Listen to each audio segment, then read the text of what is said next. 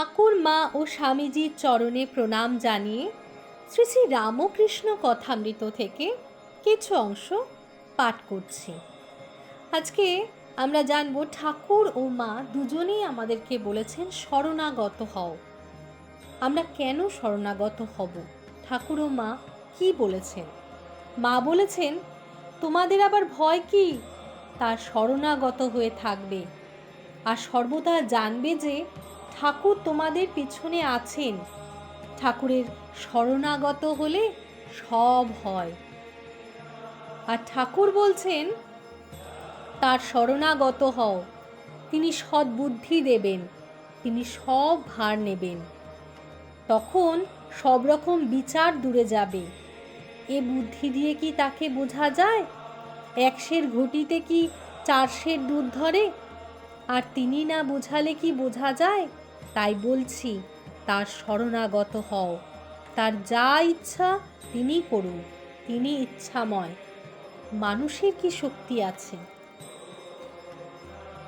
ঠাকুর বলছেন যে আমাদের সংসারের নানা সমস্যা, অশান্তি যা কিছুর মধ্যে একটু মাঝে মাঝে নির্জনে গিয়ে প্রার্থনা করতে, তাকে লাভ করার জন্য চেষ্টা করতে বলছেন, ঈশ্বর লাভের চেষ্টা করতে বলছেন।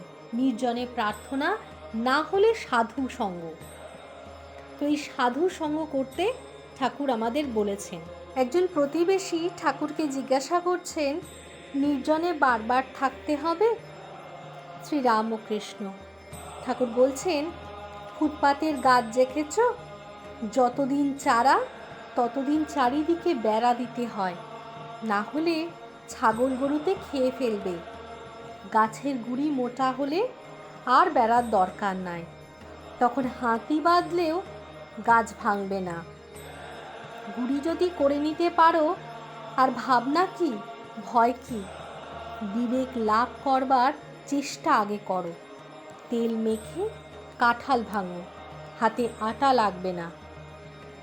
তখন প্রতিবেশী জিজ্ঞাসা করছেন, বিবেক কাহাকে বলে? শ্রী রামকৃষ্ণ, ঈশ্বর সৎ আর সব অসৎ, এই বিচার। সৎ মানে নিত্য আর অসৎ অনিত্য। যার বিবেক হয়েছে সে জানে ঈশ্বরই বস্তু আর সব অবস্তু। বিবেক উদয় হলে ঈশ্বরকে জানবার ইচ্ছে হয়। অসৎকে ভালোবাসলে যেমন দেহ সুখ, লোকমান্য, টাকা এইসব ভালোবাসলে ঈশ্বর যিনি সৎস্বরূপ তাকে জানতে ইচ্ছা হয় না। সদসৎ বিচার এলে তবে ঈশ্বরকে খুঁজতে ইচ্ছা করে। মনে নিবৃত্তি এলে তবে বিবেক হয়। বিবেক হলে তত্ত্বকথা মনে ওঠে, তখন মনের বেড়াতে যেতে স্বাদ হয়। কালী কল্পতরু মূলে, সেই গাছের তলায় গেলে, ঈশ্বরের কাছে গেলে 4টি ফল কুড়িয়ে পাবে, অনায়াসে পাবে, কুড়িয়ে পাবে। ধর্ম, অর্থ, কাম, মোক্ষ। তাকে পেলে ধর্ম, অর্থ, কাম যা সংসারীদের দরকার তাও হয়, যদি কেউ চায়। প্রতিবেশী বলছেন, তবে সংসারের মায়া বলে কেন? ঠাকুর বলছেন, যতক্ষণ ঈশ্বরকে না পাওয়া যায় ততক্ষণ নেতি নেতি করে ত্যাগ করতে হয়। তাকে যারা পেয়েছে তারা জানে যে তিনি সব হয়েছেন। তখন বোধ হয় ঈশ্বর, মায়া, জীব জগৎ, জীব জগৎ শুধু তিনি। অনুলোম বিলোম, ঘোলেরই মাখন, মাখনেরই ঘোল। যদি ঘোল হয়ে থাকে তো মাখনও হয়েছে, যদি মাখন হয়ে থাকে তাহলে ঘোলও হয়েছে। আত্মা যদি থাকেন তো অনাত্মাও আছেন। যারই নিত্য তারই লীলা, যারই লীলা তারই নিত্য। যিনি ঈশ্বর বলে গোচর হন তিনিই জীবজগৎ হয়েছেন। যে জেনেছে সে দেখেছে যে তিনিই সব হয়েছেন। বাপ, মা, ছেলে, প্রতিবেশী, জীবজন্তু, ভালো মন্দ, শুচি অশুচি সমস্ত। তখন প্রতিবেশী জিজ্ঞাসা করছেন, তবে পাপ পুণ্য নাই? শ্রীরামকৃষ্ণ: আছে, আবার নাই। তিনি যদি অহং তত্ত্ব, ইগো রেখে দেন, তাহলে ভেদবুদ্ধি রেখে দেন, পাপ পুণ্য জ্ঞানও রেখে দেন। তিনি দু একজনাতে অহং বুদ্ধি একেবারে মুছে ফেলেন, তার পাপ পুণ্য ভালো মন্দের পার হয়ে যায়। ঈশ্বর দর্শন যতক্ষণ না হয় ততক্ষণ ভেদ বুদ্ধি ভালো মন্দ জ্ঞান থাকবেই থাকবে।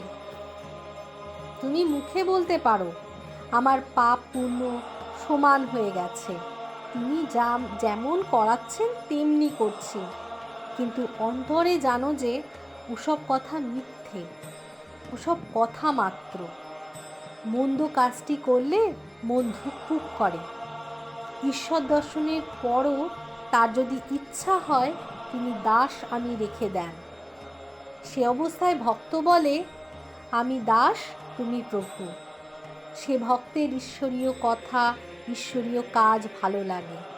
ঈশ্বর বিমুখ লোকদের ভালো লাগে না, ঈশ্বর ছাড়া কাজ ভালো লাগে না। তবেই হলো। এরূপ ভক্ততেও তিনি ভেদবুদ্ধি রাখেন। তখন প্রতিবেশী জিজ্ঞাসা করছেন, মহাশয় বলেছেন ঈশ্বরকে জেনে সংসার করো, তাকে কি জানা যায়? শ্রীরামকৃষ্ণ: তাকে ইন্দ্রিয় দ্বারা বা এই মনের দ্বারা জানা যায় না। যে মনে বিষয় বাসনা নাই সেই শুদ্ধ মন দ্বারা তাকে জানা যায়। প্রতিবেশী আবারও জিজ্ঞাসা করছেন, ঈশ্বরকে জানতে পারে? শ্রীরামকৃষ্ণ: ঠিক কে জানবে? আমাদের যতটুকু দরকার ততটুকু হলেই হলো। আমার এক পাতকুয়া জলের কি দরকার? এক ঘটি হলেই খুব হলো। চিনির পাহাড়ের কাছে গিয়ে একটা পিঁপড়ে গেছিল, তা সব পাহাড়টার কি দরকার? এক দুটো দানা হলেই হয়। প্রতিবেশী: আমাদের যে বিকার এক ঘটি জলে হয় কই? ইচ্ছা করে ঈশ্বরকে সব বুঝে ফেলি। শ্রীরামকৃষ্ণ: তা বটে, কিন্তু বিকারের ওষুধও আছে। প্রতিবেশী জিজ্ঞাসা করছেন, মহাশয় কি ওষুধ? শ্রীরামকৃষ্ণ বলছেন, সাধু সঙ্গ, তার নাম গুণগান, তাকে সর্বদা প্রার্থনা। আমি বলেছিলাম, মা আমি জ্ঞান চাই না, এই নাও তোমার জ্ঞান, এই নাও তোমার অজ্ঞান। মা আমায় তোমার পাদপদ্মে কেবল শ্রদ্ধা ভক্তি দাও, আর আমি কিছুই চাই না। যেমন রোগ তেমনি ওষুধ। গীতায় তিনি বলেছেন, হে অর্জুন, তুমি আমার শরণ লও, তোমার সব পাপ থেকে আমি মুক্ত করব। তার শরণাগত হও, তিনি সদ্বুদ্ধি দেবেন, তিনি সব ভার নেবেন, তিনি সব রকম বিকার দূর করে দেবেন। তখন সব রকম বিকার দূর যাবে। এই বুদ্ধি দিয়ে কি তাকে বোঝা যায়? 1 সের ঘটিতে কি 4 সের দুধ ধরে? আর তিনি না বোঝালে কি বোঝা যায়? তাই বলছি, তার শরণাগত হও, তার যা ইচ্ছা তিনি করুন, তিনি ইচ্ছাময়। মানুষের কি শক্তি আছে? অর্থাৎ ঠাকুর ও মা দুজনেই আমাদেরকে বলছেন যে তার শরণাগত হতে।